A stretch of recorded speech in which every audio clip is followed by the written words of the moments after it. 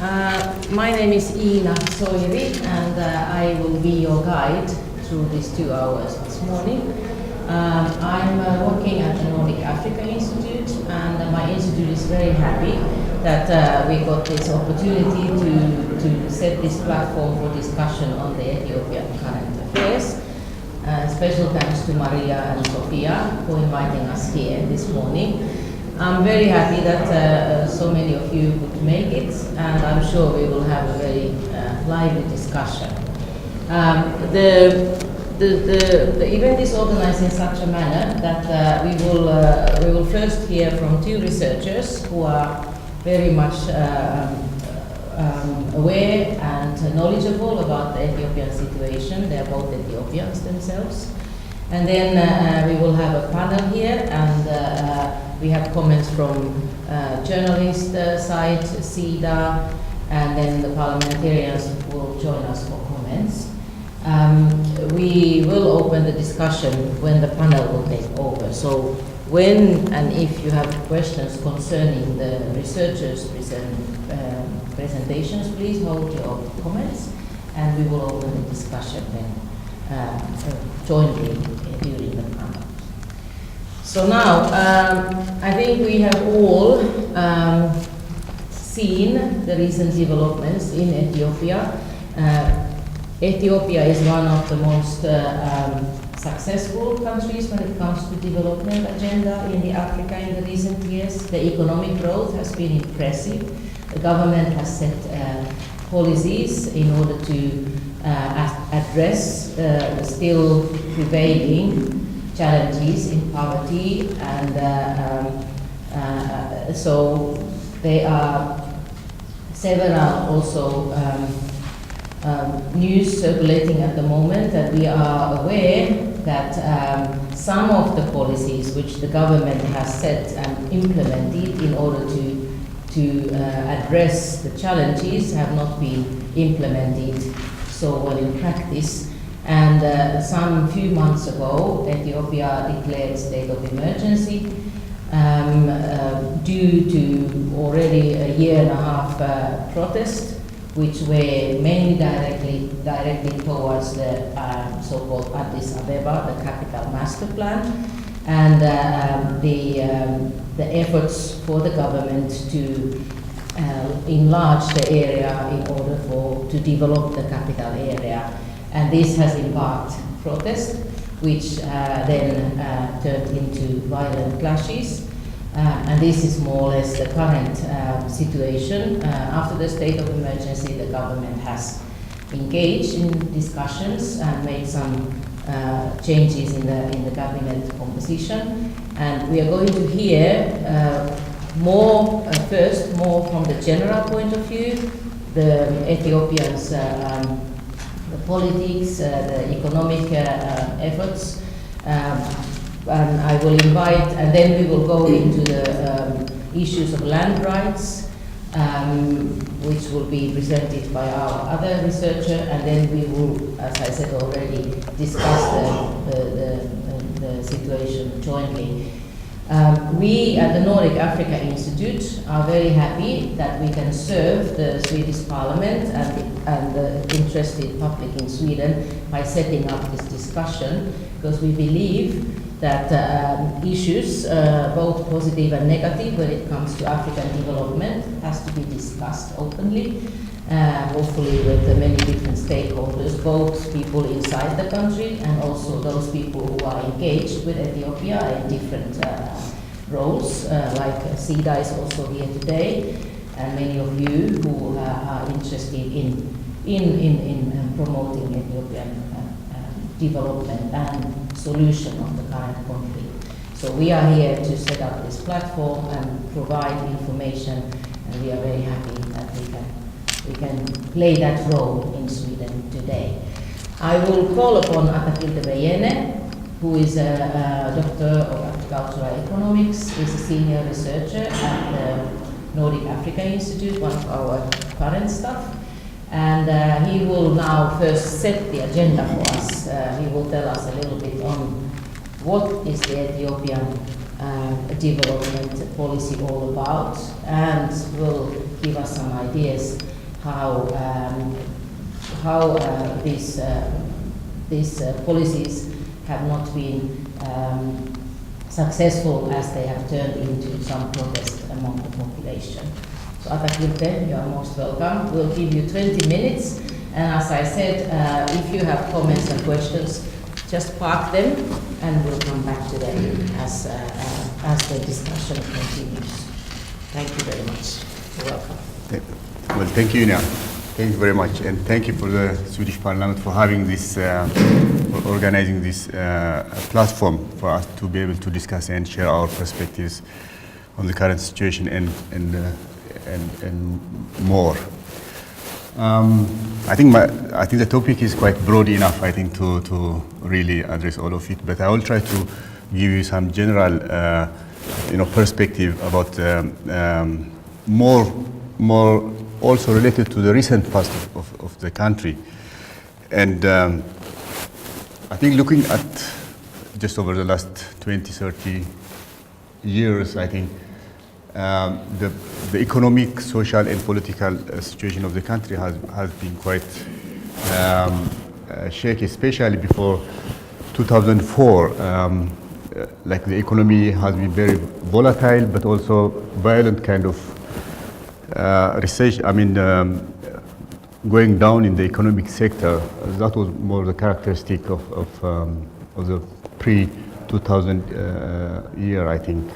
We all remember, the drought, the civil conflict, and the famine from '85, and the drought which is popping up every 10 years, and the war that we had also, the civil war that we had, plus the border conflict with Eritrea.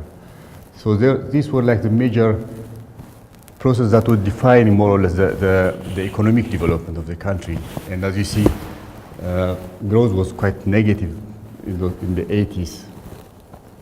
But we see also a very positive trend also since the mid-2000s, in terms of, not only in terms of economic growth. This was estimated from 2013. We see, growth getting stabilized, but also progressing quite well.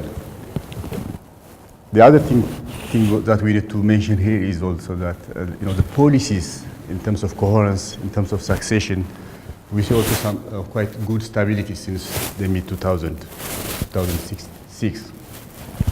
And I think we can identify some of the four major programs, 5-year economic and policy programs that the country has implemented since 2004. So these are major policies of the government, which have put the country quite in a good position, in a much better position when it comes to economic development. And some of the statistics from the World Bank's country data statistics indicates, especially on the GDP growth. And I think we need to also recognize the country's non-resource-based economy is not about oil or minerals. So it's basically a multi-sector development. And between 2005 and 2015, I think the GDP also has grown quite fourfold. And also reduction in poverty, comparing from 1995 to 2016, I think there is also significant reduction. But still, the number of people living in poverty is quite huge. I think the challenges are still there. And 34% is not a simple figure, a small figure. I mean, there are people who live in poverty and in insecurity when it comes to food security. I think the growth was fueled by a quite multi-sectoral focused investment. It could be, we could refer like to health, education, infrastructure, and other productive safety network programs, mainly supported by development agencies like the World Bank. So the institutional and policy reforms that were carried out are quite significant in terms of putting the country back into this. And currently, I think, so we see also the succession of the policies, initially focusing very much about poverty and poverty reduction, which are still actual. Also focusing very much also what are the kind of systemic bottlenecks to the economic and to the economy, to the various economic sectors. But also that the thing that which I mentioned, the policies succeeding, building on each other. I think that's a very important aspect. And currently we are talking, the country, there is a lot of discussion, on the possibility of transiting from more the agricultural sector towards the manufacturing sector. So there are efforts, and how this unfold is going to be seen in the coming years. But also I think over the last 10, 20 years, especially over the last 10 years, there is this positive trend when it comes to domestic and foreign direct investment flows, but also the challenge of how to align Ethiopia with these emerging resources or needs for investment when it comes to labor employment, local development, that local people also benefit from this. Also, there are rooms also for innovation and entrepreneurship, how people link local producers, it could be farmers or local entrepreneurs, with this emerging investment that's coming. Also, the conditions for improving competitiveness of these productive sectors is also there. A lot has been done in terms of like infrastructure, like roads, energy sector, capacity building, and those sectors which need to be improved much more, but still the prospects are quite positive. But I think also there are also very critical challenges.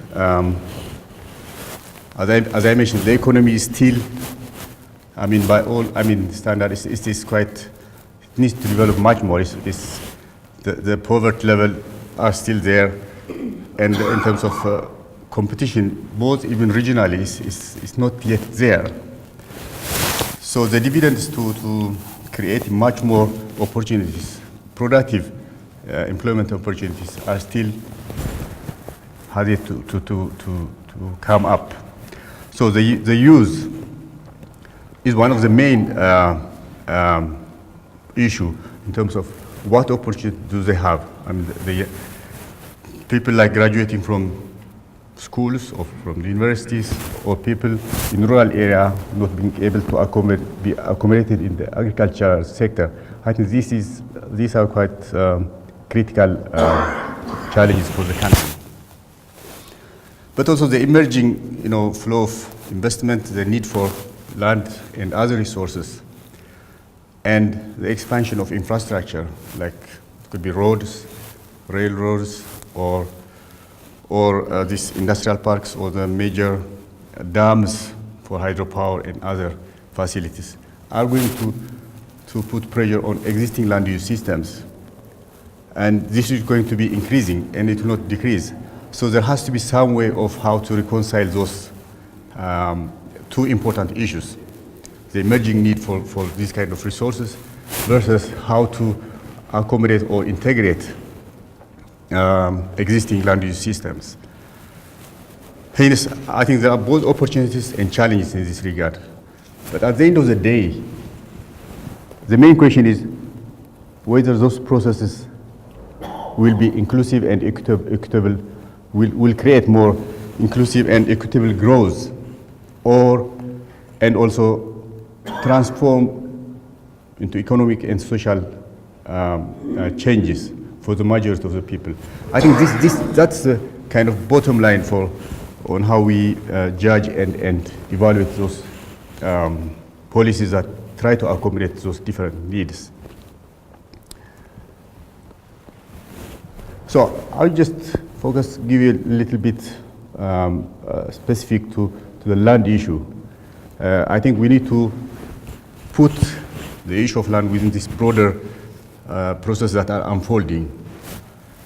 And I think for a country like Ethiopia, which is an agrarian society, land is very central in terms of the economic basis for the majority of the population, but also it has also cultural and social significance. But also for countries like Ethiopia or many African countries, the state-society relationship is very much defined by land. This includes rural stability, influencing the rural area. So the land is quite central for the states.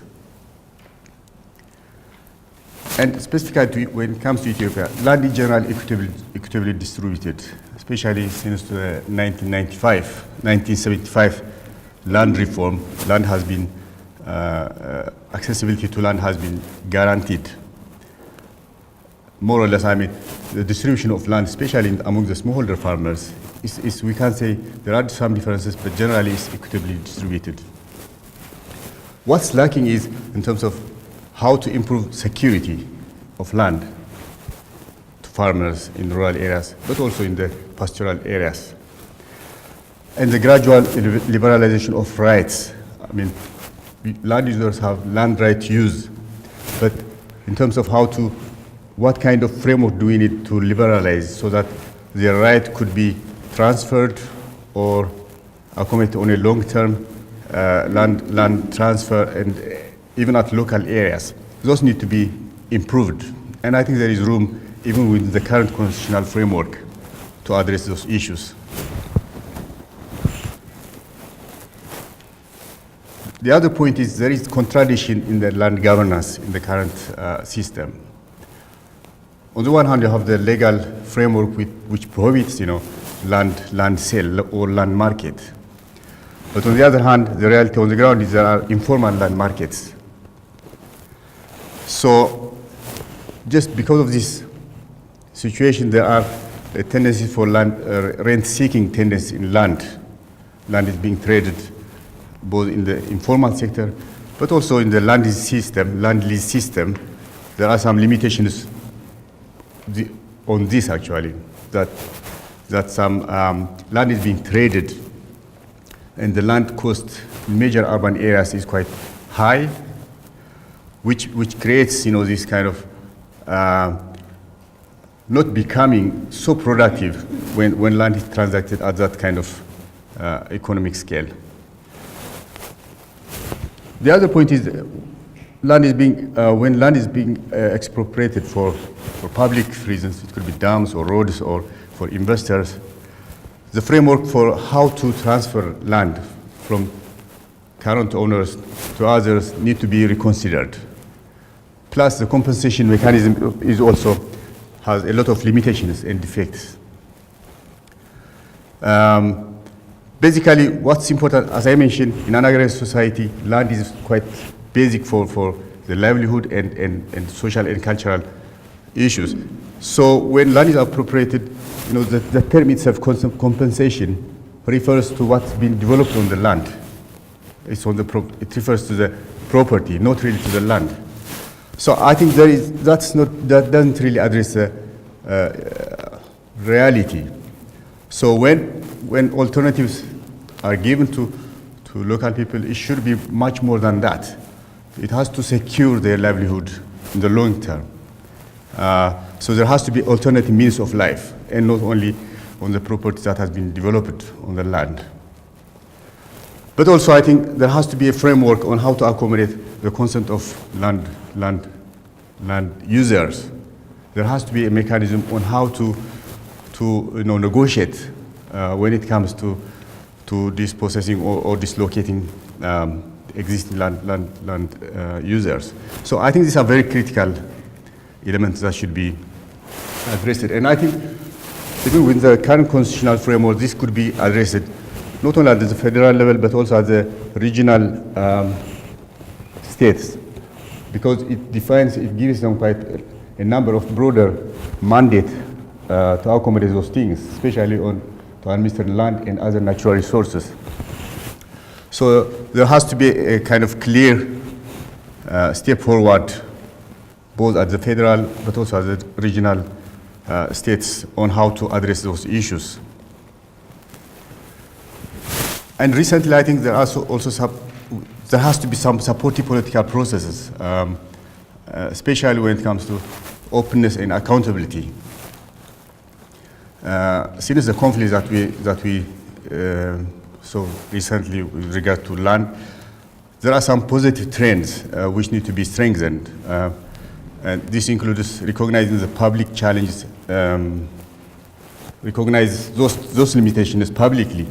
There are challenges and problems on how the policies are being implemented. Also, the government also is trying to seek consultation with the wider public, but also within its own administrative structure, which I think is good. Also, commissioning of investigation into the land lease practices to correct and improve policies. There are some, especially with regard to the Gambella area.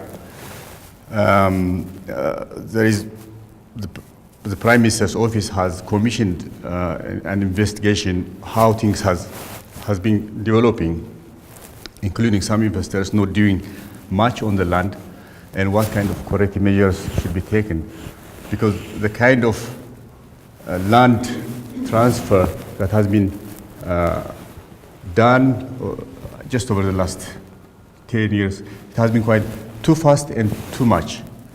And I think there has to be gradual, and to see these things, there has to be it has to be done in a more manageable way, and not only just pushing that far and that fast. I think it exposes a lot of risks. But also, I think strengthening independence of homegrown human rights organizations is very important. Recently, we also see engagement, dialogue with opposition political parties, which need to be strengthened. I think these are kind of concrete trends that we are seeing, which need to be really concretized much more. So these are quite broader political processes, but also has implications on how those emerging development and investment trends will take shape in the coming years. So, just by concluding, I mean, for a country like Ethiopia, maintaining the momentum and broaden the benefits to achieve sustainable growth, the economic momentum has to be and growth has to be accelerated even much more. And the user's situation should also get political priority in terms of what kind of schemes or mechanisms are there to create more productive employment opportunities for the youth. But again, as an agrarian society, where most of the rural people live in rural area, are residents in rural area, the land rights have to be much more consolidated. I think there are initiatives in some of the major regions in terms of providing certification of land user rights, but this needs to be supported by the legal mechanisms on how to settle litigation, including on land expropriation and displacement. So there has to be legal mechanisms on how to support, the local peoples, managing their voice somehow. This means that there has to be clear framework for negotiation and justification of land transfer and compensation mechanisms. Those have to be really considered critically. My experience in Ethiopia, but also in Tanzania, is local people initially are not negative to kind of incoming investments. Actually, in many cases, they are very eager.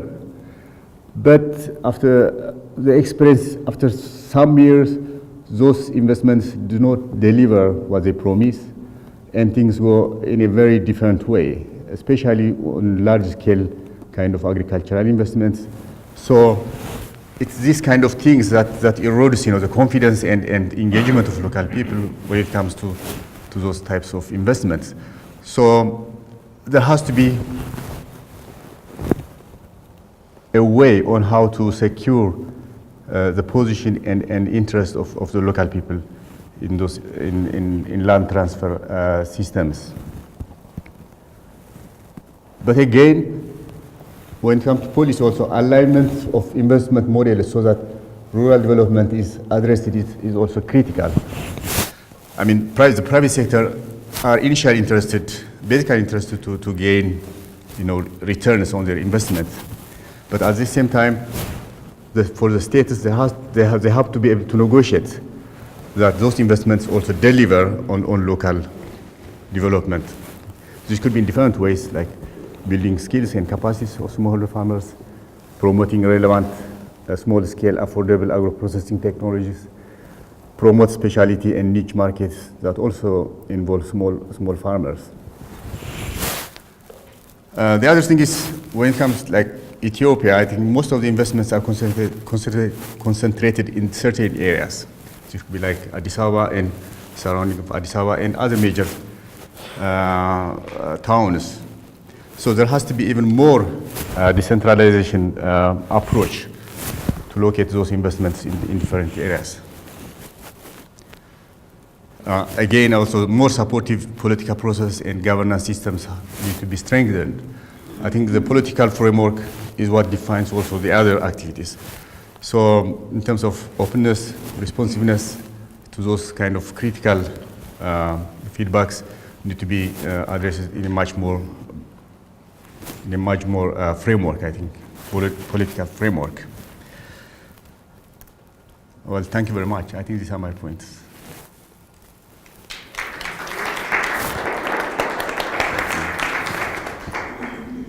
Thank you very much, Atakilte. Even though Ethiopia, of course, is special like all the other countries in the world, I can see from Atakilte's presentation that Ethiopia has challenges similar to many global south countries where there is a transformation happening with emerging economic links to the globalized world, and the transformation that of course then is pursued by the government because their needs of investments, need of economic development, and then there is a clash with the current dominant agrarian pattern and lifestyle. So as Atakilte also very well said, I mean, maybe this transformation has happened too fast and too much. And then the people who are, according to you, positive to development has not been able to hang with the transformation process. I think, in Ethiopia, like in all the other countries, not only in global south, but globally, people are normally pursuing development and betterment of their lives.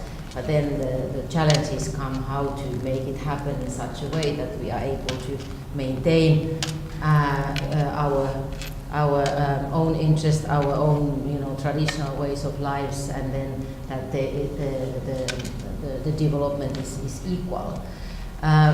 We're going to tackle just that one now because we're going to discuss a little bit of the land justice and the issues that Atakilte already opened.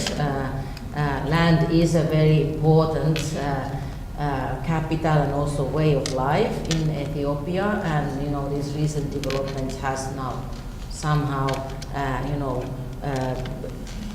touched upon the very basics of people's livelihoods and cultures and traditions. So Dr. Gutu Walessa from University of Helsinki, he's a doctor of social sciences, specialized in development studies. He's one of those researchers the Nordic Africa Institute holds together because our function also is to support and coordinates the Africa studies in the Nordic countries. So we particularly invited Gutu here because we know he's doing very valuable research on Ethiopian land rights and land justice. So Gutu will tell us a little bit more, and then we continue with other perspectives for the issue. Thank you very much. You're welcome.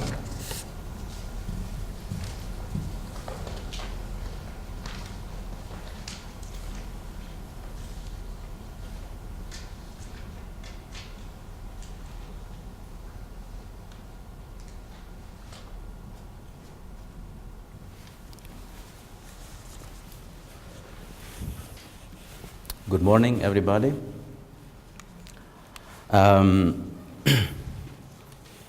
My name is Gutu Olana Walessa. I'm from University of Helsinki. I would like to thank Nordic African Institute for inviting me for this important event. I also would like to thank the Parliament for hosting this critical issue at this moment in the country's history. So I also would have loved to see more participants and more people gathered for this event, because we are actually at a critical time as far as Ethiopia is concerned. And then my philosophy, my way of understanding solutions is, again, as the saying goes, understanding the problem and recognizing what it is, the way it is. With that brief comment, my presentation would proceed like this. My focus would be on Addis Ababa Master Plan and the protest against it. This is the critical point. But as a way of introduction, I would introduce some critical issues as we look into environmental justice, generally speaking, and then I will give some concluding remarks. Yes, this is the list of the outline of my presentation. I would not be dwelling much on theoretical aspects as such for reasons or constraints of time. I will rather focus more in this part of the slide, with possible coming back and forth, of course, during the discussion, if time allows. Yes, this is an article I co-authored with a professor based in the University of Helsinki, published last year, and it talks about resettlement and environmental justice in Ethiopia. The question was about who decides what and who is affected by the decisions that are taken. So this article briefly pillars, or at least bases its argument on 4 pillars of environmental justice, the way we see it. Environmental justice is constituted of basically procedural justice and outcome justice, or distributive justice. Now, as we go forward, of course, everything that we explain in development policies and practices would somehow be related to these process and outcome issues. That said, procedural justice is, again, the way we present it in that article, is based on cultural recognition and fair political representation. That part explains procedure, but distributive justice is explained in terms of resource redistribution, how equitably resources redistributed. Altogether, they in tandem imply or determine how possibly social recovery and sustainable development could be enhanced in the future. The possibilities and impossibilities are somehow implied by what the process takes in or excludes, and how the outcome unfolds as far as distribution is concerned. I think I've said already what this is all about, so I would skip this slide. Then coming to land briefly, I usually look at land as an issue, as a critical issue, a political economic issue, a political ecological issue. So in that sense, political ecology explains the critical issues that we have in Ethiopia.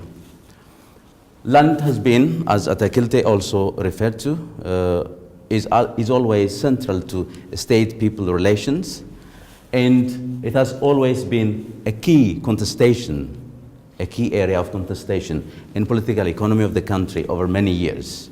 And it has remained an issue until today. At the same time, land actually anchors the state control of people in one way or another, and that is all about political ecology. So policies and practices related to access to resources and control over resources is a political ecological issue. Then, when we talk about rights spelled out in black and white on paper, we need to think about how they are applied in practice. Then access rights as different from accessibility, the ability to exercise those rights, okay? It is good to have rights spelled out, but there should be mechanisms to exercise those rights. When those mechanisms are not put in place, we need to reconsider it. We need to resolve the conflicts that we see between policies, rights, as they are spelled on paper, and when they come to be exercised in practice. Then what that means is that you can have rights, beautiful rights, and then you may not have access. As a matter of right, you can have right without access, and you can have access without right. And that is a very critical issue that cannot be left unresolved. That issue we also raised in this paper I briefly mentioned in the beginning. I will not go into the history of land issues because Atakilte dealt with it, but we can refer back to it during discussion. But I would like to mention a few issues. Coming to power in 1991, the current regime, EPRDF, TPLF regime, has maintained this right, basically, which vests the land right control in the state. The right to ownership of rural land, rural and urban land, as well as all natural resources, is exclusively vested in the state and the peoples of Ethiopia. That is Article 40, Item 3 in the Constitution of 1995. Now, perhaps most of us know that Ethiopia is a federation of 9 regional states and 2 city administrations. And this is how it goes. Oromia, which is a centerpiece of the contestation, and as we talk of the Oromo protests, as we talk of the Addis Ababa master plan and resistance to it, is the largest state in the federation. Now, this needs to be told that the ruling party is constituted of 4 major parties, and the TPLF, the OPDO, the ANDM, and the Southern Ethiopian People's Democratic Movement, representing the Southern nations, nationalities, and peoples region. And one of the questions has to do with the domination of the TPLF within the EPRDF. That is a debatable issue, possible to debate.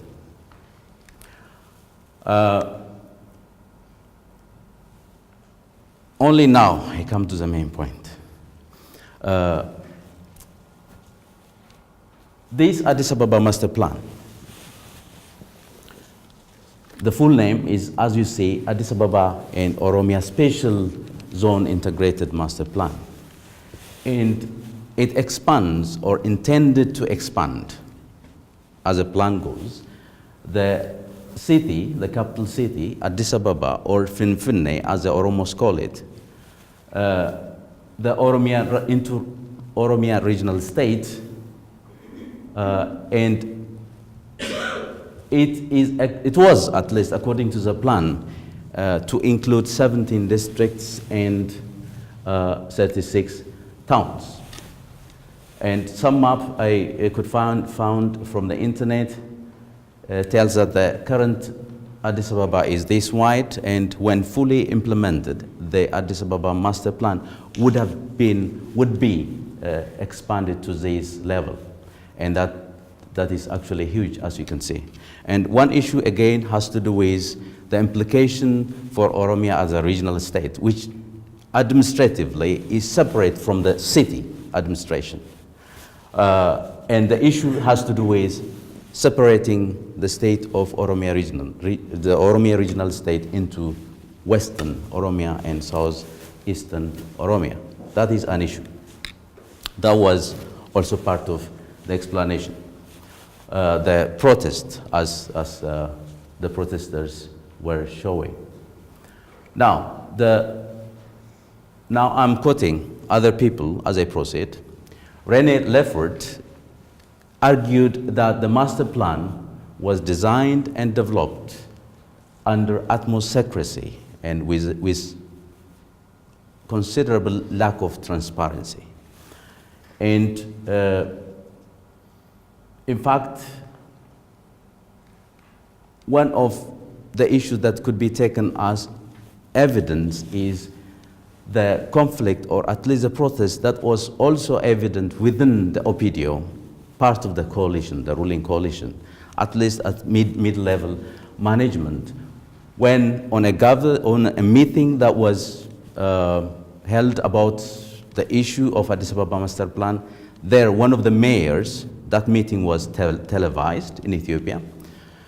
One of the mayors, and a couple of them actually, raised critical questions. And I quote. Now this is translated version from from Amharic actually. The question of towns around Addis Ababa is not merely a question of towns. It is a question of identity, and when we discuss about identity, we have to consider an inclusive development plan for Addis Ababa and the surrounding towns. One that respects the rights of the Oromo people and recognizes the people's identity, politics, and history. The plan should have respected the constitution of the government with an implication. We do not want Addis Ababa that grows by pushing farmers to the margins. We want it to grow. We want the one that grows by including farmers and the people. It should have been a plan that is acceptable to the people and the government of Oromia. By that, he meant the government, the regional responsible, the government, Oromia regional state government, not one that is imposed by another entity. And that was, again, a public knowledge and part of the issues that were recurrently raised during the protest. Now,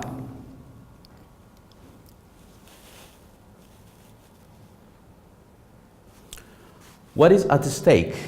I would like to know actually how many minutes do I have? What is at stake then is this concern that I just quoted refers or talks back to the historical and contemporary grievances of the people. Now, these are grievances that need to be addressed. Because we have seen, we looked at how the expansion have displaced the people, and that historical grievances has been sustained. And as we speak, that grievance exists. And again, at the same time, while the government generally claims that the Addis Ababa city administration and the Oromia regional state collaboratively developed this plan, now, by the question that is raised from within the government of Oromia regional state, you can see that collaboration is perhaps questionable. So, in my view, that shatters the government claims that the plan is a collaborative project between Addis Ababa city, administration and the Oromia regional state. In that sense, among the people, among the protesters, it has been considered as a project for land grabbing. It was labeled a development plan by the state. Now, in my view, what was in confrontation was a plan, a development plan that was imposed, and that would probably represent something we may question about the process of development. How inclusive is a plan? How the people's ideas were included or excluded in the process? The secrecy that I implied in my presentation, quoting another author. And that sense of domination, even if it is labeled development, when faced by the people, then resistance made domination. Now, people talk of repertoires or assemblages of domination that manifests itself in multiple ways and resistance in multiple ways. What we saw in Addis Ababa in the protest against the master plan is a reflection of possibly all grievances across the country as far as the process and the outcomes of development is concerned. I will quickly probably move to the conclusion in a couple of minutes. Probably I will not have time to dwell much on this, but I would say this. In 2014, when the plan was first announced publicly, protests erupted in Ambo town. And then about 70 to 80 people were reported to have been killed. Then the protest subsided. After a year and so, in 2015, November 12, in a small town, Ginchi, in connection with a small land that was leased out, protest erupted, and that was quickly connected to the master plan. And it galvanized against the government plan and reverberated across Oromia regional state. The protest, in some view, according to some critics, also inspired protesters in other regional states later. 8 months, 9 months, another protest erupted in Amhara region as well. Now, response to such protest would have been different in my view. It is possible to try to exclude alternative voices, to try to keep people silent, but that would not be sustainable. And probably we may discuss later on these issues, but government response was very harsh in many ways. The protest that was originally largely peaceful somehow took some violent forms later, which ultimately culminated after what happened at Irecha in October 2016, October 2, 2016. Just in a week after that, the government declared state of emergency, which was recently extended for another 4 months. Now, there is now maybe these are critical pictures, and they speak a lot actually about all the issues. And one of the slogans that was common during the protest was that the master plan is the master killer, and it speaks volumes in my view. It gathered actually people from all ages, ultimately, from different professions, ultimately.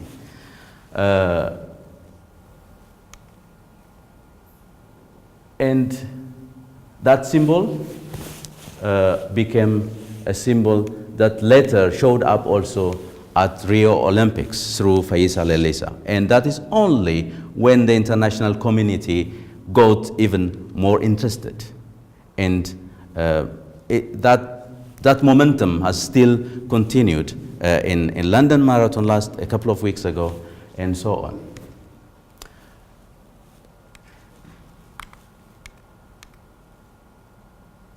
This shows the government response in this critical moment.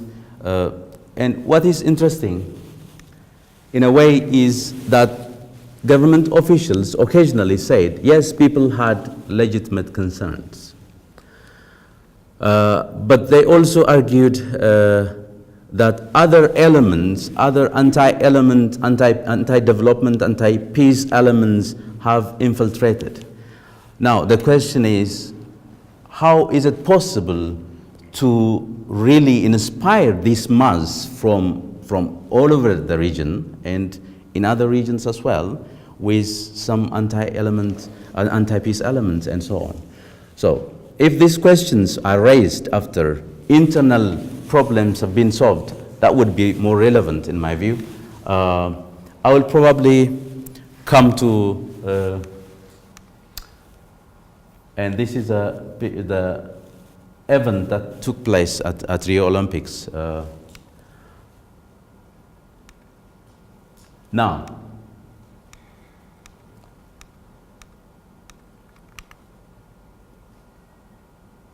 few points. Inclusive development process and outcomes can be established only in a context of freedom, when the people achieve fair representation, the political representation I'm talking about, at every level of governance. Only then can the people say development agenda. When they say no to a plan, then they should be listened to. And alternative voices, even if they are not really in line with the mainstream or the ideas of the ruling party, they need to be entertained, in my view. Thank you very much.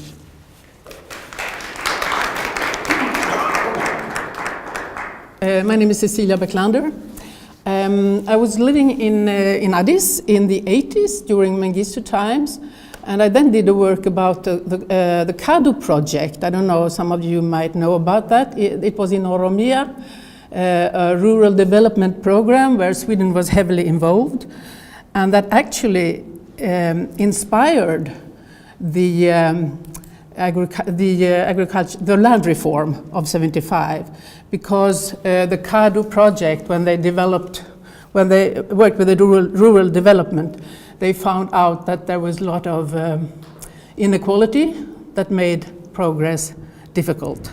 So in a way, Sweden was inspiring the land reform of '75, where all land now is still state-owned in Ethiopia. Because when Mengistu, when the Derg was driven out, the land stayed in the hands of the state. And I guess in the future, that may be the big issue. Is the land going to be private, or is it still going to be in the hands of the state? And there will be a big political issue around that. But the current government has not been interested in privatizing the land due to the fear, of course, that inequality will be even bigger if people can start buying and selling land. Ethiopia has 100 million inhabitants. 80% of them are dependent on agriculture, which means, of course, that land is at the heart of everything. Land is the most important issue. There has been a development. Most Ethiopian farmers have quarter of an acre or half an acre of land, very, very small plots. And as the population is growing, of course, more and more people need to live from those small plots. And the jobs in the cities have not grown to take up all these young people coming from the countryside who cannot live from the land and who don't get jobs in the cities. So there is a huge need, of course, to develop the rural areas and to make agriculture more efficient and more export-oriented, and also to attract investment to land. I was traveling last year, just a year ago, from the Eritrean border down to Addis, 1,300 kilometers, something like that, by land. And they had a big drought for the last 2 rainy seasons, but the rains were starting to come at that time. So the farmers started to plow. And during all this journey, we didn't see one single tractor, not one single tractor. We saw lots of farmers out in their small fields with 2 oxen and 1 wooden plow, but not one single tractor. So I think there is no question that there is a lot to do in the countryside. But we could also see 2 revolutions, we call them revolutions, in the country, or 3 maybe. One was communications, the roads were very good. The other one was that everyone had shoes, which they didn't have in the 80s when we lived there, or even like 10 years ago when I traveled in Ethiopia. Even the children had shoes, very cheap plastic Chinese shoes, but still shoes. And that even the mud huts now tended to have tin roofs and not the straw roofs. So things have happened, and the children go to school. That's also something new and very positive, of course, that most children really go to school. But still, there is a huge need of agricultural development, and I think all the efforts that are made, they haven't reached far enough. There are still millions of people every year in need of food aid in Ethiopia. And they have a productive safety net, which Sweden, I think, is supporting through the World Bank. Yeah. And a lot of other donors are supporting. A permanent, more or less, safety net, which includes farmers, vulnerable farmers in different parts, where they can get food for work or cash for work, and be helped to develop their farms. And the idea with this program is that people should graduate out of it. They should be supported through the bad years, and then they will learn to take care of their own. They will develop their farms so they can live from it. The problem with the program is not that it doesn't work. I mean, it supports a lot of people, but very few are really graduating out of it. It doesn't work that way. They are just in a permanent position of needing help every year. So it has so there are lots of challenges, I'd say. And when it comes to the state of emergency of October and the protests around the master plan, I think they put the master plan on shelf, and then they declared the state of emergency, the government, and I'm very afraid that if they hadn't done those 2 things, there would have been, I don't know, a constitutional crisis. I think Ethiopia was heading for a very huge crisis, because the protest that flared up around the Addis master plan was spreading to many places. And there is a huge resentment throughout Ethiopia that it is a small clique dominating the politics. It's a federal state, but people think that actually it's the 6% Tigrayans that are ruling the country, and that the other parts, the big groups, Amhara or Oromos, for instance, they are not having enough say, and that even if there is a federal state, the central government still controls all the important things. I think that is that's what people generally think. And it's also I mean, I think it's true too. I mean, it's a very heavy-handed government. It's a very authoritarian government. It's a very secretive government. I meet many people in Ethiopia who tell me now that when Meles lived, you know Meles Zenawi, who ruled the country until his death, 2012 it was? 13? 12, yes. Then when Meles lived, we say even the opposition, we at least knew what was what. I mean, he was predictable, and we knew where the power was. Now it's more unpredictable. We don't really know what's happening. We are more afraid now than when Meles lived, because the power is very, you don't know really where is the power. It's extremely secretive, has always been, from the time of the emperor. Yeah? You think I should stop? Can I just say something? Yeah. There has been a lot of talk about land grabbing in Gambella, you know, in Ethiopia. I was there like 3 years ago, visiting those farms. And I think, in a way, the big problem with the land grabbing in Ethiopia is not actually that foreign investors come in to develop agriculture. It is that foreign investors come in that don't develop the agriculture, because they don't really, I mean, nothing happens. They lease 100,000 acres of land and then they do nothing. Or 10,000 acres of land and then they do nothing. They just evict some farmers, and without giving them proper compensation, of course, and then nothing happens.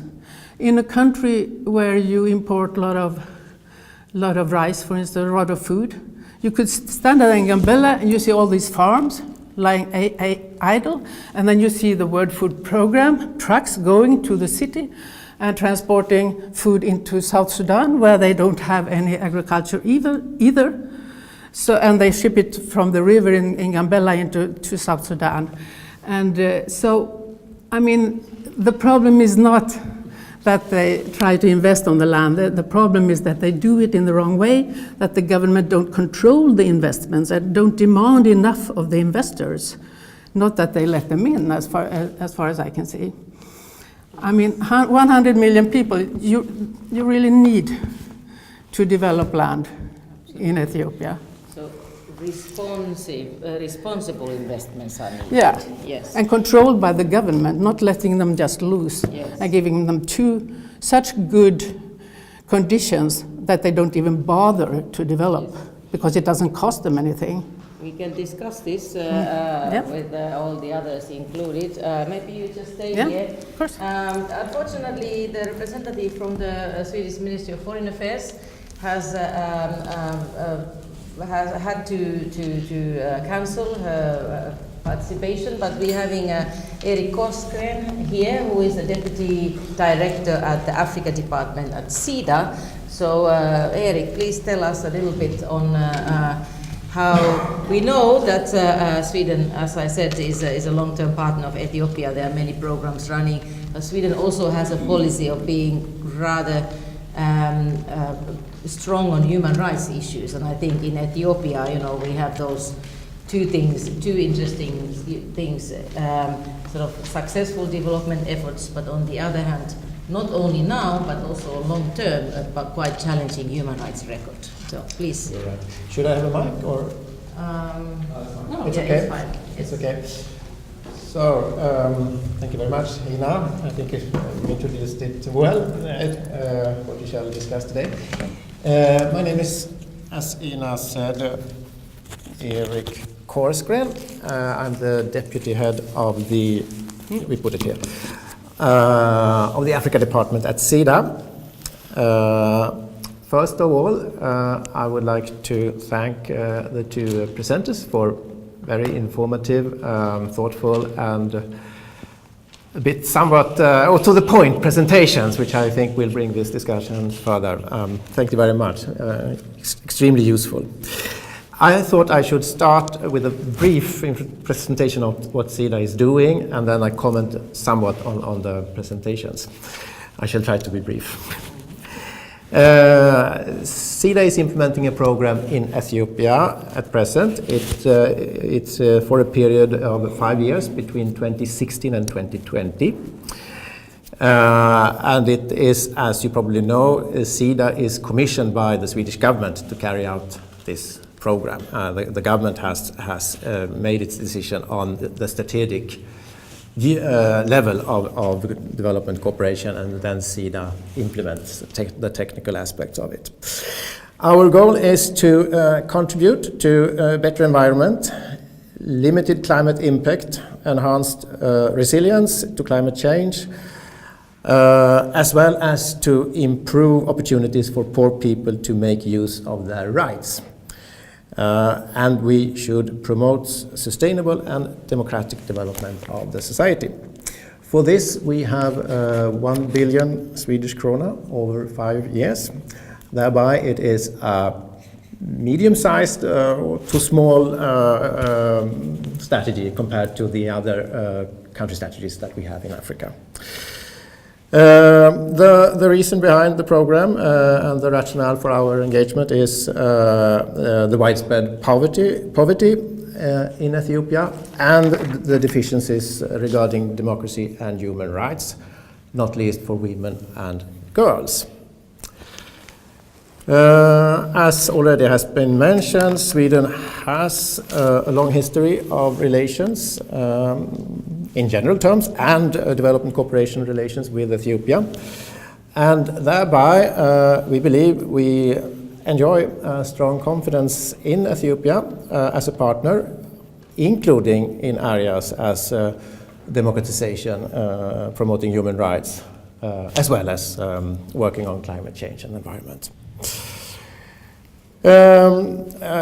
Today we talk about land rights and land security, so I shall mention a few components that relates to that of the program. First of all then, I should mention the program that has ended, but was very successful in our view. It was a rural development program in the Amara region, and one big and important component of that program dealt with land issues. And the program was implemented between 1998 and 2010.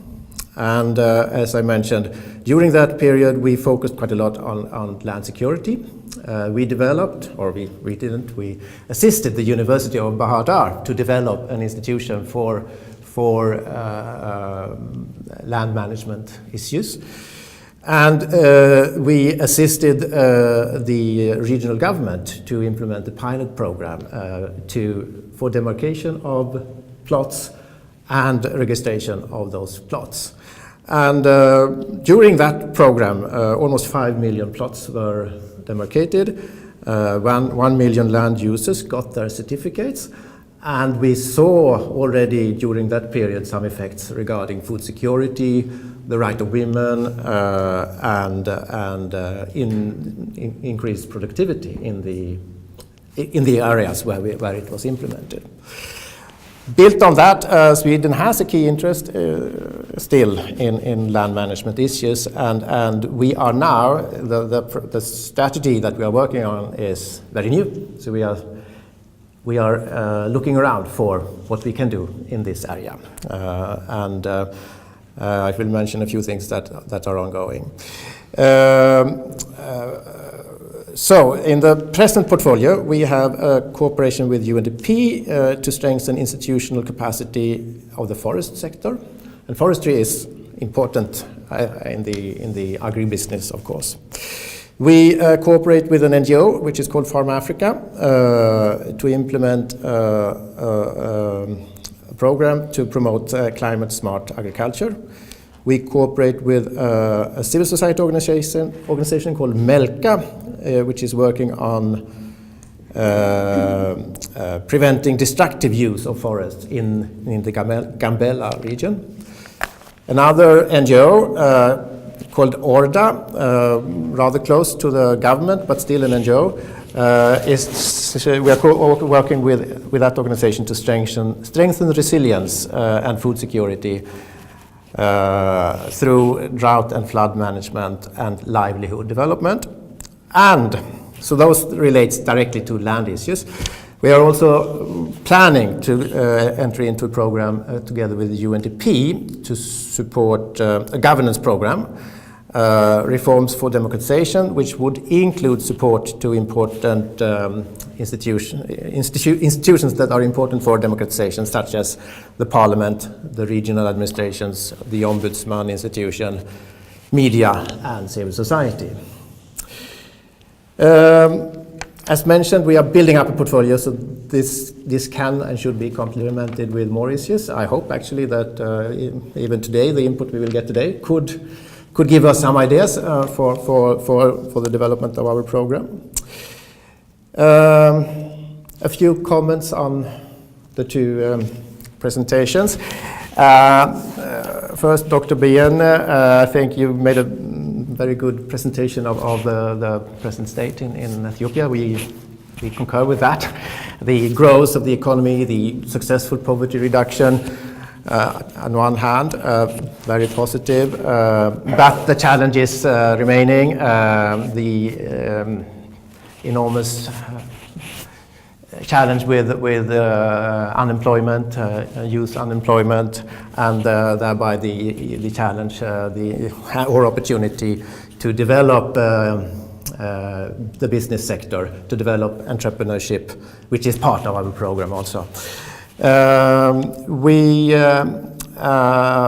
I agree completely that improved land security is extremely important for human rights, but also for economic development and productivity. And our view is also, as I think you said, that there is room in the present constitution actually to give land security through issuing lease of titles over a long period, which could be, or is, according to our experience from Amara, sufficient actually for what we want to see.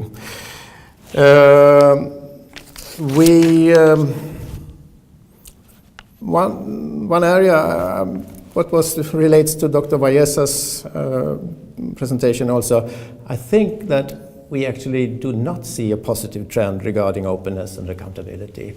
On the contrary, if we, at least in the short term, the last 3 years or so, or perhaps after, we have seen a very problematic trend regarding these issues, which gives us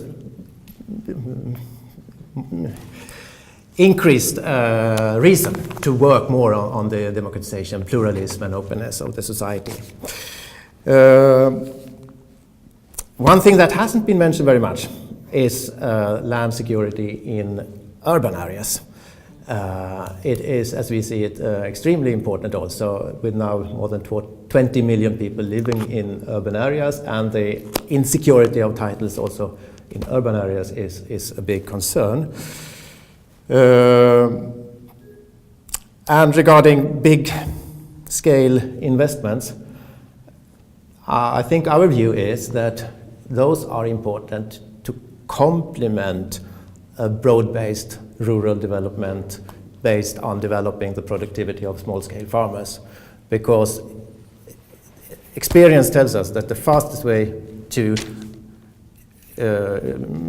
contribute to poverty reduction is enhanced productivity of small-scale farmers in an agriculture country, rural-based agriculture country as Ethiopia. So the big scale, rather to complement, big scale does not transfer much technology, is our experience. So one has to work on both ends to stimulate an inclusive growth.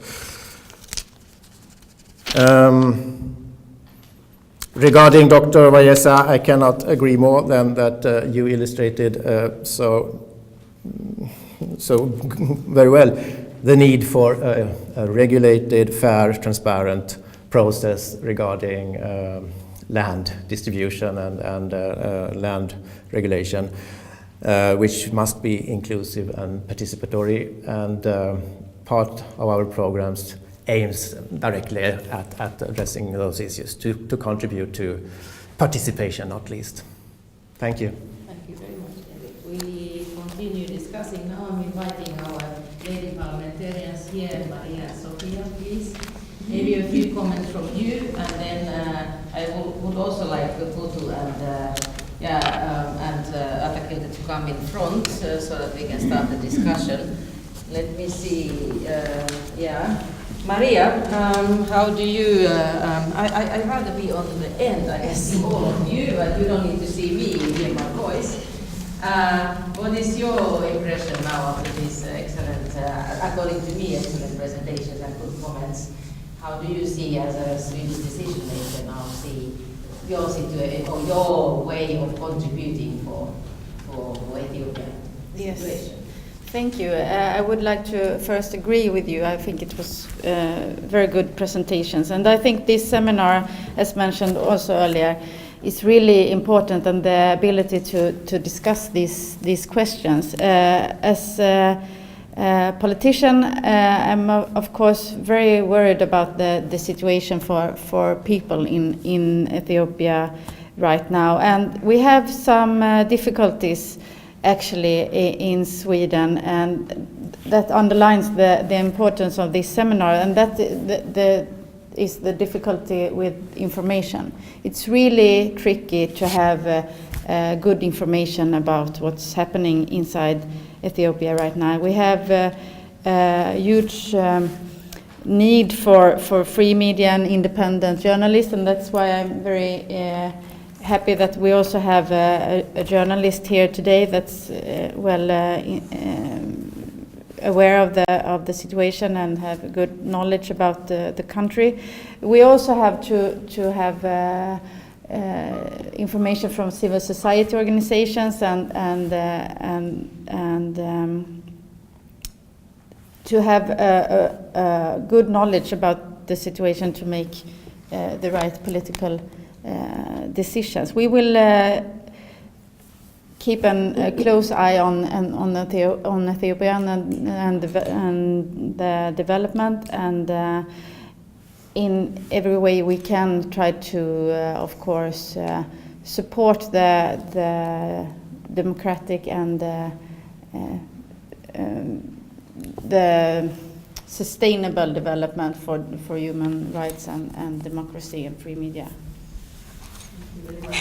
Sofia, you also were a lawmaker in Sweden. You are on the other side of the government, so the opposition, but also important supporter of the Swedish development efforts. So what would you like to say at this point concerning Ethiopia? I'm representing one of the opposition parties, Kristdemokraterna. Maria is from the Social Democratic Party. We've both been in government or in the parliament for 2 years, but we've actually been visiting Ethiopia together twice. I don't think we've been to any other country during this time in the Foreign Affairs Committee twice, and that's Ethiopia. And I don't think that's a coincidence, because first of all, Ethiopia is a land of really big contradictions, because Ethiopia has taken a really strong lead in international affairs, being the political capital of Africa, having all these, enormous great buildings and good infrastructure in order for people to come from all over the world to see sort of the power that goes on and the strive for something better that goes on in Ethiopia. So the first time we were there, we were for a conference, a big UN conference, Financing for Development.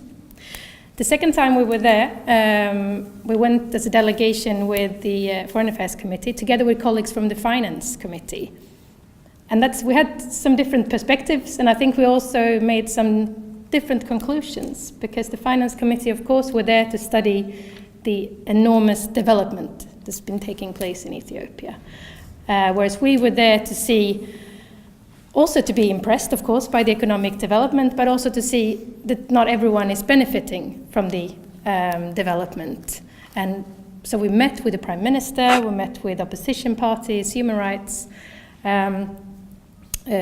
activists, opposition parties, but also Swedish, a lot, as we've been talking about here today, Sweden has long-standing relations with Ethiopia. We met with big Swedish companies, of course H&M, Ericsson, I think you went to Volvo. Yeah. To see, how can we through different angles, through the political sphere, through the civil society, but also through those involved in the economic development, as big Swedish companies actually play a role in order to make sure that the development doesn't only benefit a few in Ethiopia, but the entire country. So I'm also very, very thankful for the input we've been given here today, and I mean that's the main reason that we're hosting this seminar, is to keep this issue alive, because as you so rightly pointed out, it is a critical moment in Ethiopia on what path will the country take. So I think we'll have to continue to shed light on the situation, as we can do as parliamentarians, to bring up issues and to use our tools. Me, of course, we have some different tools, being in the opposition and being in power. But of course, I can use my tools as a parliamentarian to put pressure on the government to act and to speak out, and to put pressure also on their counterparts in Ethiopia. I mean, the Swedish Prime Minister has visited Ethiopia even more times than we, 3 times. So I think there is a chance that we could also try and influence. But then it's important to also get influence from Ethiopians living in Sweden and NGOs and so on. So please feel free to contact us to give your perspectives if we don't have the chance to hear you all during this time. Thank you. And that's what we're going to do now. But there are 2 issues, what you rightly pointed out, which we haven't discussed here today, that indeed Ethiopia is the capital of Africa, and Ethiopia is not only followed because of its domestic issues, but because it's, like we already referred to, it's one of the emerging economies. It plays a big role in pacifying or not pacifying also the Horn of Africa and the Eastern Africa. So of course its moves and its sort of acts will also is reflected on the continental level. And secondly, Sweden is not only involved through its governmental actors, but also Swedish companies, latest being H&M, that has started operations in Ethiopia. So there is a kind of a multiple layer of Swedish involvement in Ethiopia that plays a role also when defining the government relations and the societal relations. So I think it's very important that we also bring those perspectives. And but I think at this point we have about a bit less than half an hour. We will open the discussion, and you are more than welcome to ask your question or comment directly to any one of the panelists or to one person only. Please be nice when you ask to speak, that you say who you are and what you represent and who do you want to discuss with, and let's be a bit concise, so that although we are not so many, but I'm sure everybody wants to speak. So questions. And you are?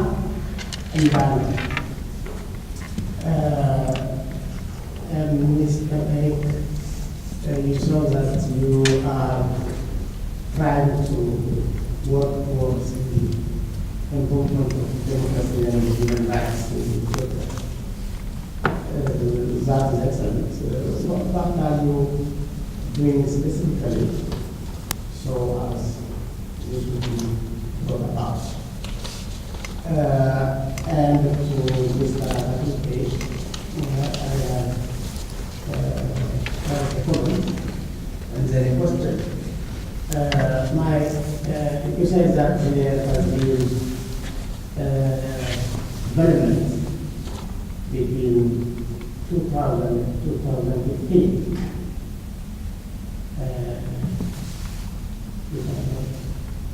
Correct me if I'm Yeah, from mid 2000, like 2006. 2010. Yeah, or yeah, 2016. It's a curve, it's a graph. Yeah, if that one is later. That was from 2013. But I mean, the recent statistics also supports even a bit better trend. I mean, for the last 3 years. So. You mentioned that there was economic development, and there was poverty reduction, which went from 79% to 34%.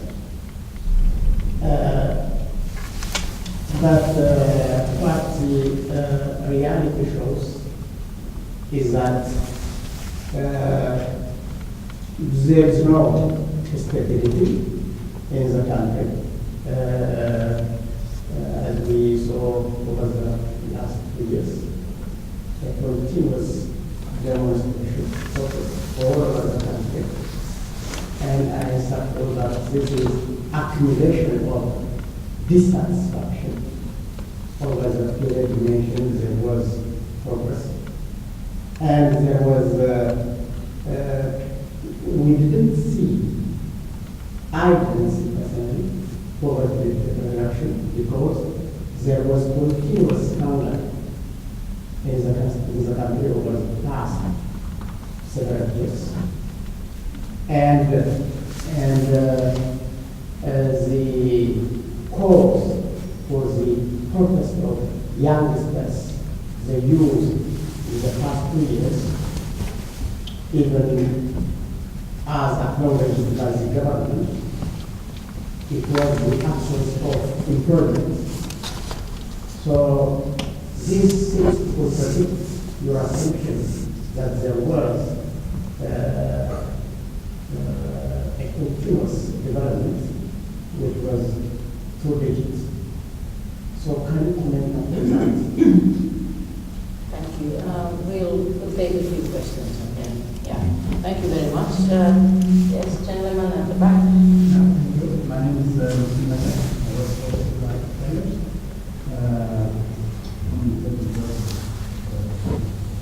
I have one question. Can you speak up, please? Oh, okay. To Atakilte, you have painted quite a positive picture about the economic growth, which to a greater extent I agree with. Of course, I have some misgivings, but I would agree with that. But when it comes to politics, you underestimate or you give less weight how politics is very important. For example, in the last one of your slides, speaking about supporting process, you talk about this openness and accountability.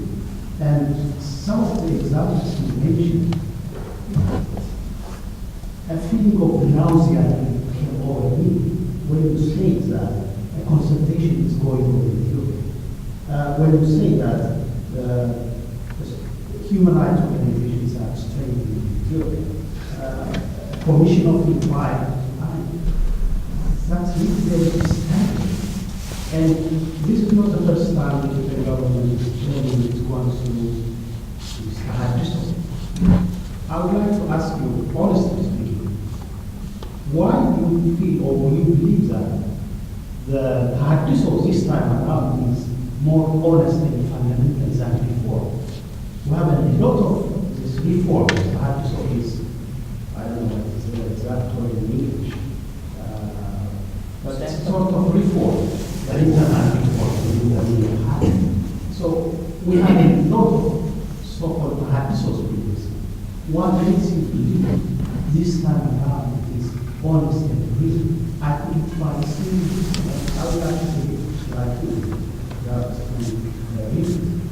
So, Gutu, how do you see the impact of the protests in terms of affecting the political discourse within the Oromo community and generally in Ethiopia? Along that line, what's your observation about people's understanding and position on peaceful struggle after the protest?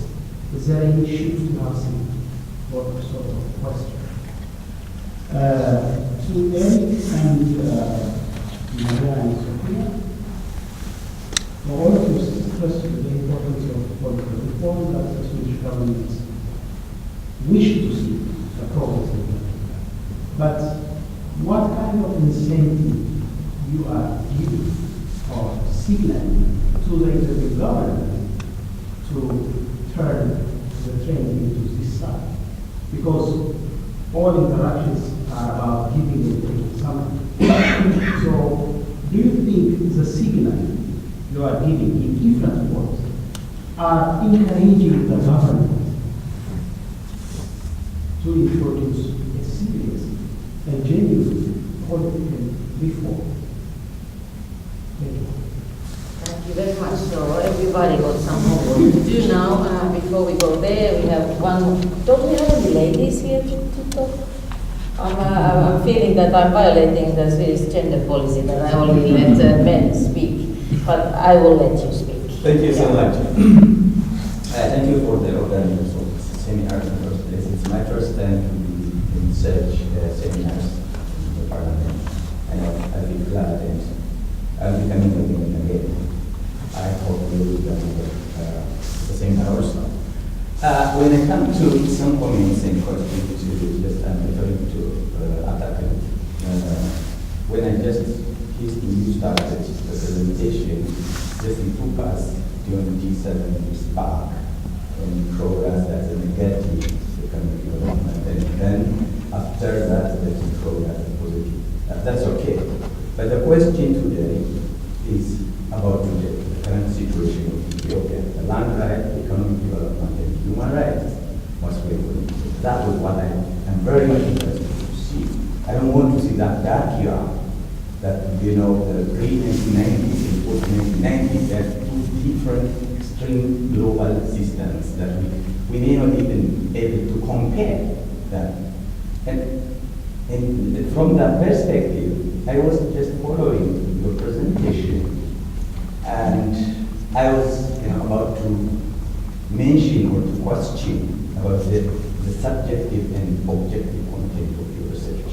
But because of the time, we don't have time to go to that far. But I would love to read the whole article, if it is possible, and come up with other comments about its scientific and a little bit about its objectivity from that point of view.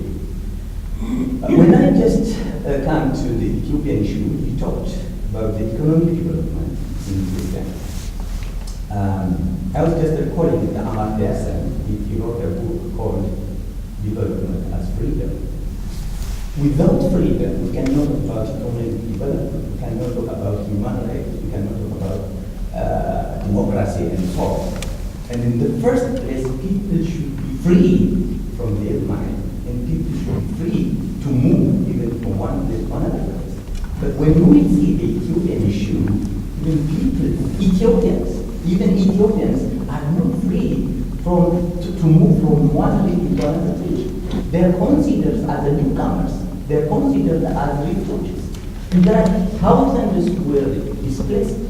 Thousands are now detained and even killed. You know that people from Ethiopia or from Ethiopian background, and you have all that information. You did not take that in your presentation. But it's very difficult for Ethiopia to disclose or grievances or problems and put on the table. Otherwise, we cannot bring change and we cannot improve that problem. That's just a short brief comment. Another one, I don't want to go into details. I was just thinking when you talk about the political parties, their roles, are we really honest? If there are real opposition in Ethiopia, the main oppositions are in prison, and the others are out.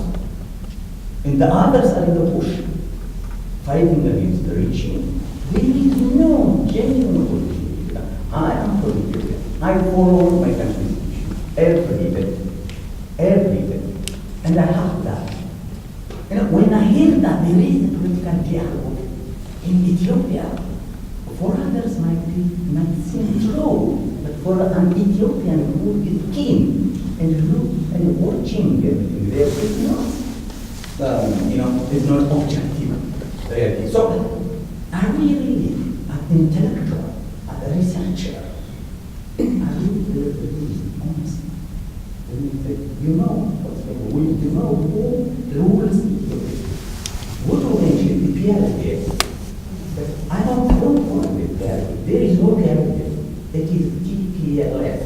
Tigray People's Liberation Movement. The armed forces, the intelligence forces, the police forces, all are commanded by these small groups. So are we honest with that? Thank you so much. Thank you very much. Very pertinent questions. Thank you very much. I think we have 3 good questions, but we have 3 now comments and questions with many questions. So, and we have to put Atakilte on the spot first, and then we're going to go for Gutu was addressed and Erik, and then ladies. Yeah, Atakilte. Yeah. Well, I think, thank you very much. I think I really fully understand what you mean. And I'm talking in terms of like the general kind of trend and pattern. And I think I see this process more kind of a continuous process. I mean, a kind of transformation. I mean, a change process. And change doesn't come from one corner either. So I think the kind of protest that we saw recently could be interpreted in different ways. I mean, there has to be a way on how to challenge, the existing systems, and I think it's in many ways it's quite positive. I think people are like more demanding, the public engaged, but at the same time, what are kind of risks that the country would like to take? The political and institutional systems doesn't, lend themselves to immediate changes, of course. But I think this can be seen as a gradual process. What are kind of the signals that we see in terms of this political? When I say political engagement, of course, there are oppositions in Ethiopia, but they didn't have so far political forum. I mean, in terms of they're coming to the parliament and to the political power. And one of the main reasons is the election law. And I am hopeful, I think, with this kind of the dialogue that they have now with the opposition in Ethiopia, I think they will negotiate the election rules, and instead of having one taking all, the votes and to change something proportional. So, but let's say anybody who has got 10 or 15% would come to political. I mean, that kind of reform which the country would need, I think, at this moment. I think that's my take. I see what I was trying to do is to give a kind of long-term perspective. What are the kind of small steps? It could be sometimes frustrating, but I think what are the kind of level of engagement from the public, and what are the sorts of changes that that bring us positive change. So I think that kind of wide public engagement, I think we see I take them as something positive. That's my point. Again, on the development, it's about being empirically. We can source this from different sources. Development, it could be seen in many different ways: access to education, health, support to rural people, farmers, infrastructure. So again, I think the country is still poor, a lot of unemployment. But again, in terms of the formation, the economic infrastructure and other formations, it's a country somehow in the process of being formed when it comes to those kind of economic, bedrocks. So, and whose responsibility? I think what is the role of the public in this? What is the role of the state? What is the role of civil society? So I think it would take all these kind of elements in the long run. Of course, there are unemployment. The youth employment, many from universities don't have access to productive employment and job opportunities. I think that's a big challenge. Many young rural people don't have access to land or move to urban areas. And the income they get is not sufficient enough. So in terms of changing individual's life, I think a lot has to be done, of course. And I think it cannot be separated from the kind of freedom that people would have. I understand the literature that you refer development as freedom, of course. But we are talking about social change, social transformation, institutional, political. It's cumbersome, isn't it? I think we need to see it in a more long term. Of course, tolerance is important, but also engagement from all concerned parts. Thank you. Thank you. The paradoxes of development. Yeah, what comes first? yeah, food in your mouth or voice in your mouth. Yeah, Gutu, yeah. Thank you. What a list of questions and of course list of issues to discuss. But for lack of time, I will try to be brief. I don't remember if my friend mentioned his name, but yes? Appara. You said, I mentioned EPRDF, that is a governing structure formally stated. And underneath I said EPRDF, TPLF. Simply because I want to highlight the TPLF's dominance in the structure. And for me, TPLF alone is not ruling the country, so the instrumental role of the coalition, other parts of the coalition is important to be recognized, that role as it is. That said, I can't escape the temptation of commenting on Cecilia's concern about large-scale investments, that investors coming in, leasing land in thousands of hectares. In a research I'm doing currently, in a large-scale research I'm doing, this is based around Baku area. Karaturi came in and leased 11,700 hectares. People were using previously that land. They customarily, they were excluded. That was given to Karaturi. Karaturi declared of the land, of the forest, despite the fact that the investment policy says you need to allocate actually 2% of the land allocated to you for plantation in order to counteract deforestation. Now that is not done, but there is that policy. That is why I say we need to make distinction between rights as stated, policies as stated, and as implemented. That difference should be highlighted, and in addition to that, actually the company went bankrupt and stopped operation in that area. This is the only thing, one thing I should say. Large-scale investment, yes, as a complement, Erik mentioned it, as a complement to small-scale agriculture, should be considered as an alternative. And then to consider alternative models of development, we need to sit around, open up, and consider all available alternatives. Developmental status position of the current government seems to define what development is and pushes it whatever the outcomes. And that is actually the confrontation that is happening in the country. Oh, I'm only coming now to my question. The impact discursive shift we are seeing, at least from distance. Myself, I'm keen and daily follow what is going on.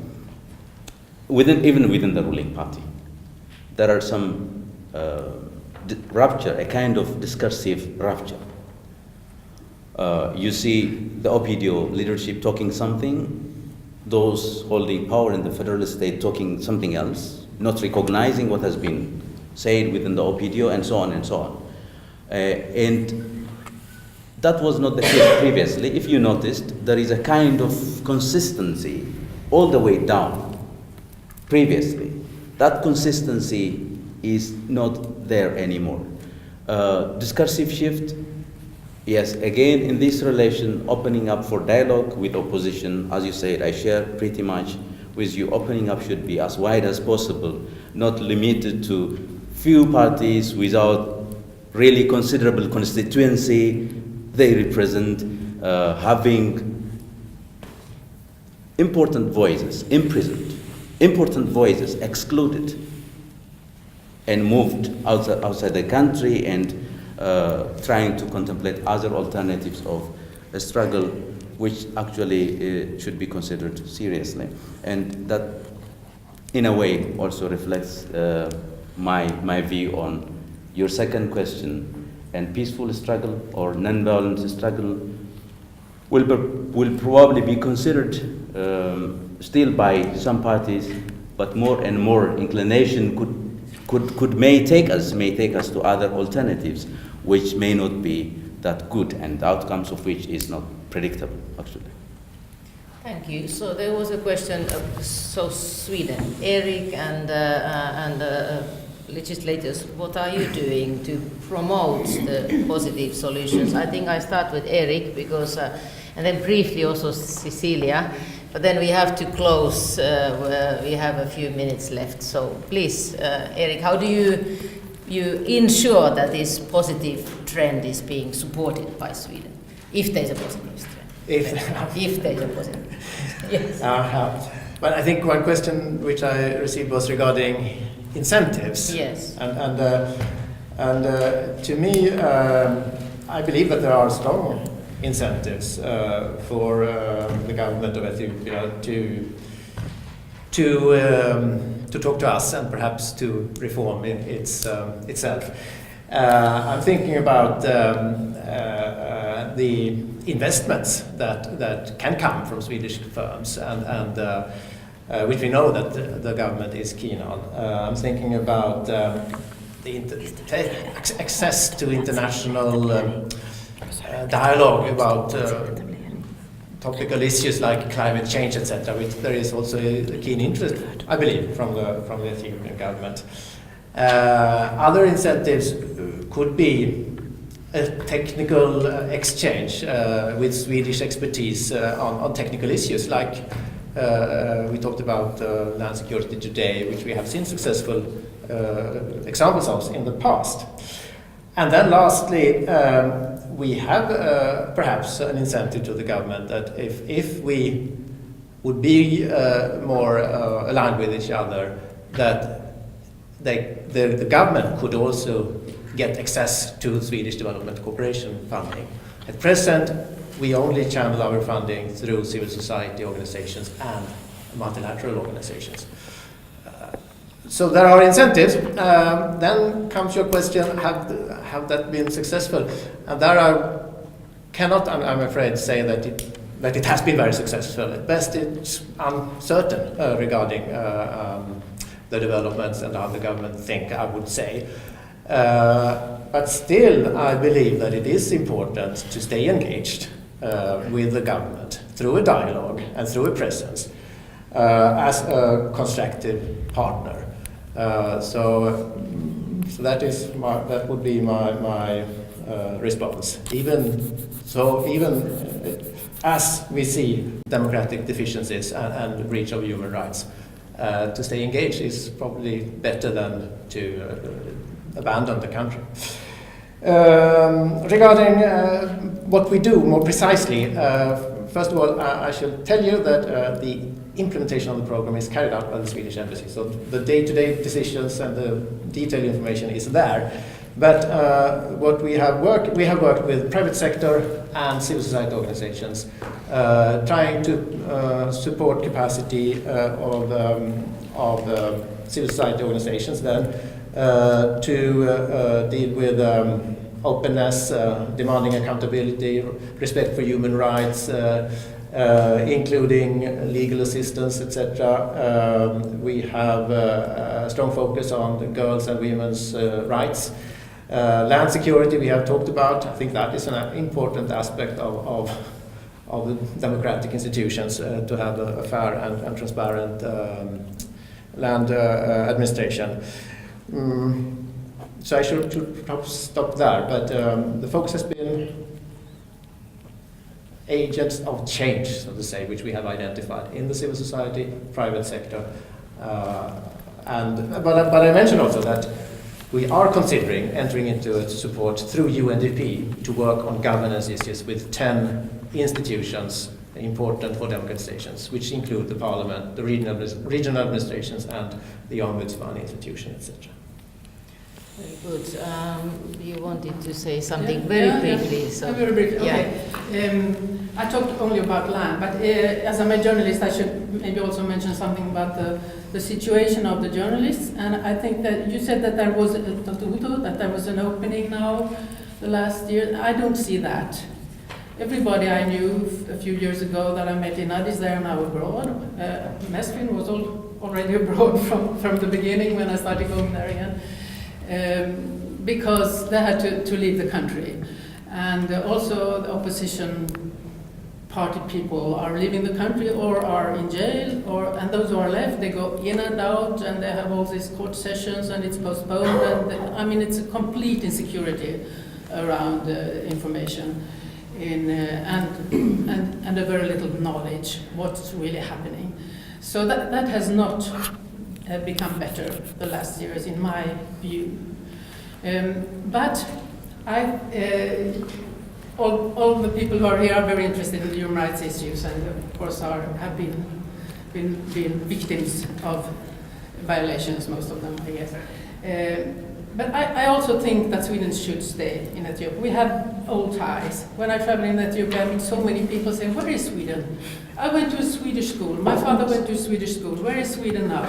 And we have old ties, and I think we can have a voice, even if the money now is very little compared to other donors, and even if the government is very stubborn and very reluctant to listen to anyone. I think it's still important to be there. 100 million people and growing, a regional power with importance all over Africa. Of course, Sweden should be there. It's a tricky thread to walk. But I don't think you want Sweden to leave either. You want us to continue going there and be interested. Well, we've discussed a lot of the role of land, access to land. That we normally at the institute we say the African farmers and their husbands, because it's also a gender issue. You discussed that the smallholder agriculture is very much of a women's business. So that's also, I think, one reason for Sweden to be there. Sweden has a very strong gender policy. So obviously, in order to improve the gender equality, alongside with other development efforts, it's very important that we support the small-scale farmers, because many and this of them registration process has really made women more secure in the landholding. They can now inherit land from their husband. They can even leave the land and have someone else till it for them. It has been strengthening, and Sweden has been instrumental, but we left that. The Finns are now doing that. Finland has taken over, yes. We see a lot of paradoxes here, and now we have finally one lady from the audience who would like to speak. I have to ask, do we have a few minutes to listen? We really have to close. Huh? Yes, we really have to close. So I think we give her 30 seconds. Yes, okay, please. thank you so much for the Yes. chance, and I would like to say thanks for the Swedish Parliament to organize this seminar. And my question is towards Mr. Atakilte. On your presentation, you mentioned there is a sustainable development in Ethiopia, and in general, you showed us positive image in Ethiopia. But as we all know, and I strongly believe that there is bad situation currently in Ethiopia, and since 2015, there is people revolt, especially in Amhara and Oromia region. Following this protest, the peaceful protest, the government used violent power, and thousands of protesters has been killed. So, and following this protest, also following this revolt, the government declared state of emergency. So my question is, how do you see this regarding human rights violation, because it's difficult to continue this sustainable economic development without freedom and human rights in the society. Thank you so much. Thank you. I think I'm going not to ask, I will not give Atakilte a chance, because you're going to engage afterwards, because we really need to close, and I think he has already answered the question earlier. But please meet each other, because we will have to close, and I'm going to give the final word for our hostesses, Madam Parliamentarians, Maria and Sofia. Yes, thank you, and thank you for all your engagement. And I hope you, as Sofia mentioned earlier, you contact us if you have any more questions, anything more you want to add to this. I would like to say that this is the Swedish engagement in Ethiopia is a tricky road. I really think so. And we, as the parliamentarians, we are not diplomats, we are not civil servants. We can be very outspoken about the situation, but also we have to recognize the signals, the political signals that are sent to Ethiopia. And I think about the EU, for example, here. When we come to Ethiopia, they say, oh, but you want stability, and we bring stability. So it's also what we ask for from not only Sweden, but also from Europe.